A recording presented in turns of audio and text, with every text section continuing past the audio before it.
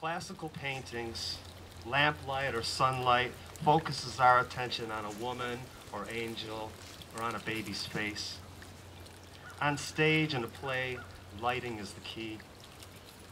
Today on the great stage of this earth, Robert and Kim are the focal point of all creation.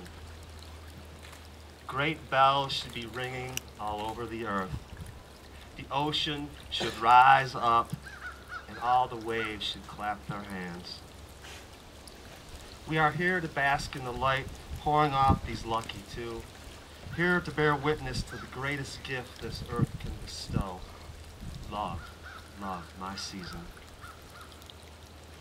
The body is so small a house, but the spirit is vast beyond naming. You would need a tape measure made of light to measure Rob's and Kim's spiritual proportions, for love has made them larger than themselves. When you live without love, you do armor up. You rise every morning and lunge forward, riding the momentum from each heartbeat. When you live without love, your heart knocks hard against the air, waiting for that other to appear. You get clubbed down by human suffering, and you get up.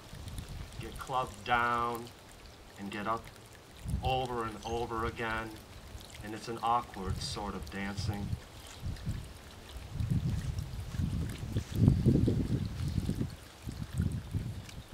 You live without love, and sometimes the sunlight pours sweetly over your head. Other days there may as well be brass knuckles at the ends of its beams. We hide so much of ourselves behind a protective shield. We pass each other anonymously along the grocery aisles and barely notice little more than a flicker of the gold mine that lives in every human heart.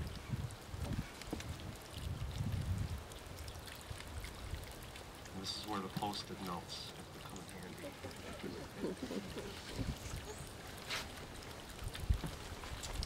Love produces the great jailbreak out of the human heart. It keens the eyes and supercharges human sight. We may think we're living as we stagger through the world, but each of us has an earth in us that waits for that perfect rain or light or heat that only our true love can give us. The first time Kim saw Robert at a pub, she walked over to her buddy and she said, "I'm gonna marry that man." And you can't see the chill shooting through my skin, but that's the sweet benediction. A great barrel of light had tipped over in her chest. And by the way, Rob caught her, giving him the eye. After 4 months as friends, the dam broke. They were watching an episode of Mayberry RFD. And they kissed their first kiss. Rob's response to me was, "I didn't know Mayberry RFD could cause such heat."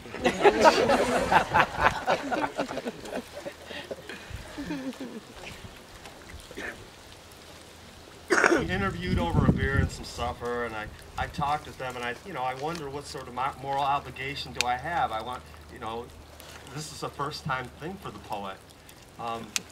And I started asking them questions about love and their relationship, and Rob said to me that it was almost like the whole solar system was under his skin, and he just would feel this fire pouring through his body, and this higher language was just burning him up alive, and he was coaching himself, don't say a word, don't say a word.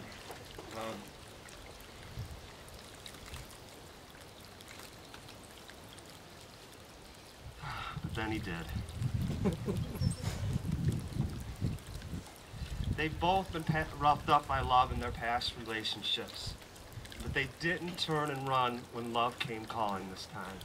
They didn't pass from that seasonless world where you shall laugh, but not all of your laughter, and cry, but not all of your tears.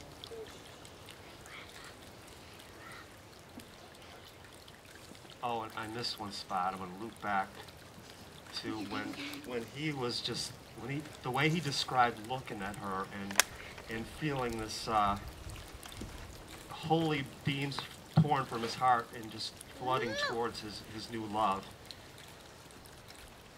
Beethoven and Shakespeare and Gauguin together could not transcribe onto any canvas the eloquence moving through Kim and Robert when all they do is look at each other.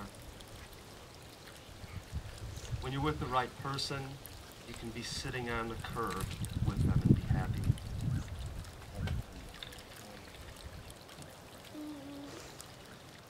No. What does the moon or grass look like to us when we don't have love? No. How often do we notice the leaves rattling away at the wind? When life offers us a bouquet of joy or light, there's a bruise or hollow or emptiness if no one is there beside us to share it. Two are better than one. The poet William Butler Yeats wrote, "The center cannot hold," meaning everything in time slips away, meaning maybe there's nothing permanent or solid, but I say, take a look at this couple. Take a look at this man and woman. Even their skeletons are in love. Witness Robert and Kim. Witness their love as a great collision of two solar systems. The sky could fall, but look how steady and strong their 4 feet are against the earth. They are unshakable. They are one heart beating. Two are better than one. We don't look in the mirror to see our own reflection. We look into the faces of the people we journey through our life with. And no one gathers more of our story than our love. My wife fought cancer valiantly for 17 years, and near the end of her life, even when she was just medicated to keep from suffering, I saw reflected back from her very molecules the embers of my story. Kim and Robert, you will write your life, you will write your great love story inside each other. Don't imagine you have a great expanse of years together. Savor with abandon every waking breath you get. Let the hard things you face forge and deepen the bond between you. And please forget the mirror. Remember each day to slow down time and look into each other's eyes and faces. That's where you will find your true reflection. It's easy to love the bright and buoyant parts of someone's nature. Marriage is not just the warmth of two bodies. When you meet and fall in love with someone, you embrace and take on their history, their memories, their wounds and their dreams. You take on all of it. You become the safe haven even for someone's wounds. Robert, I ask you to keep making her laugh. Keep bringing her tea when she is sick. Both of you remember, it is the daily ways we help each other down in the trenches of this life that really matter. Robert and Kim and Robert, I hope you spin the earth right off its axis with your great loving. I hope people that pass by you have to wear sunglasses. They're so blinded by your love. I hope and pray your life together is the greatest poem this world has ever known.